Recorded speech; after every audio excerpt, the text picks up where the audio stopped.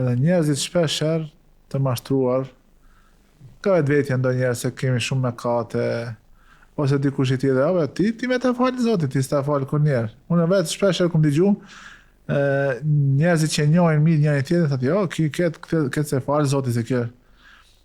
Në realitet, Allah subhanahu wa taala shtron dorën e mëshirës natën për atë që ka bërë gjuna gjatë ditës, ndërsa ditën për atë që ka bërë gjuna gjatë natës. Inna Allahi yaghfiru dhunuba jami'a, me të vërtetë Allah i fal krejt mëkatet. Nuk është edhe ky moment shumë i rëndësishëm që në Ramazan të hyjmë me një pendim të sinqert. Po pendimi i sinqert ti hoxhë din më mirë ndoshta na e shpjegon pak më mirë se çka do të thonë pendimi i sinqert.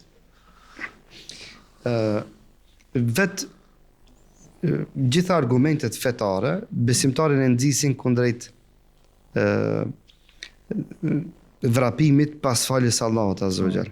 Dhe nxisin dhe edukojnë dhe arsimojnë dhe vetëdijsojnë se Allahu fal shumë. Le nëse fal shumë, edhe e don atë që e fal. Allahu e do edhe faljen. E do edhe faljen, e fal shumë, e don edhe atë të thotë ja fal. Edhe na si njerëz do njëre kur dikush gabon ndaj nesh, ja falmi, po disi më kemi një rezervë ndoshta ndaj disa gabimeve që bën nga dikush. Por Allahu azza wa jall pa parasysh se çfarë gabimi ka bën një njeri. O më i madhi qoftë ai mbi rruzën toksor që na di me tregu apo me numëru. Kur dikush i drejtohet Allahut te bareke ve taala, dhe thotë Allah, ti e falës, e don faljen, më fal mua.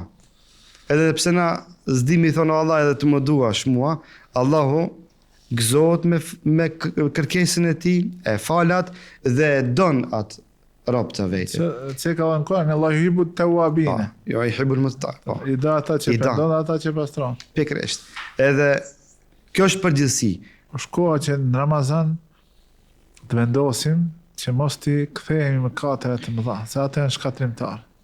Është një stin që edhe një moment që unë e shoh dhe e vërej me të madhe në vendet tona dhe nga dëshmitë e shumë besimtarve, më ka ardhur shumë sa me ndëgju se xhamati, besimtarët e praktikojnë atë që pendohen për një gabim edhe nuk i kthejnë më atë gabim dhe kjo është e mundshme. Dhe është e dëshmuar.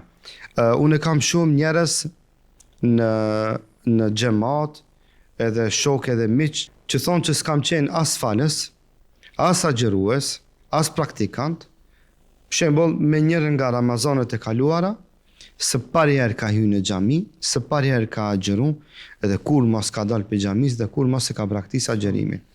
Është pendu, sinqerisht, edhe pse askush se kemi ditë gjendja është në atë nivel keq.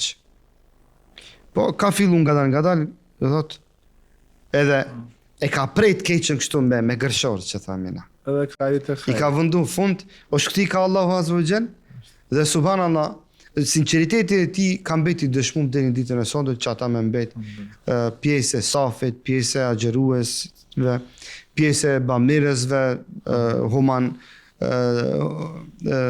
ndihmtar, sadak dhënës dhe kështu me radhë.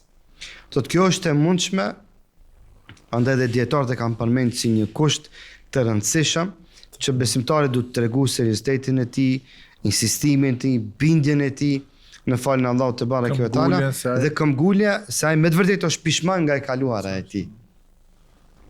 Nefsi e marrë bisu është. Nefsi është anon ka e keqe. Anon ka e keqe, madje edhe e nxit dhe urdhron njeriu ka e keqe, e ngref. Por kur nefsi e epshion të luftohet me adhurime, ajo është sikur se zjarri kur ti gjuish ujë, shimet. Adhurimet e edukojnë nefsin, e frenojnë nefsin dhe nefsin e orientojnë atë egon e njeriut dhe atë energjinë, me thonë, pozitive apo negative që e ka brenda, e kanalizojnë në suazat e asaj me cilën është i kënaqur Allahu azza wa jall.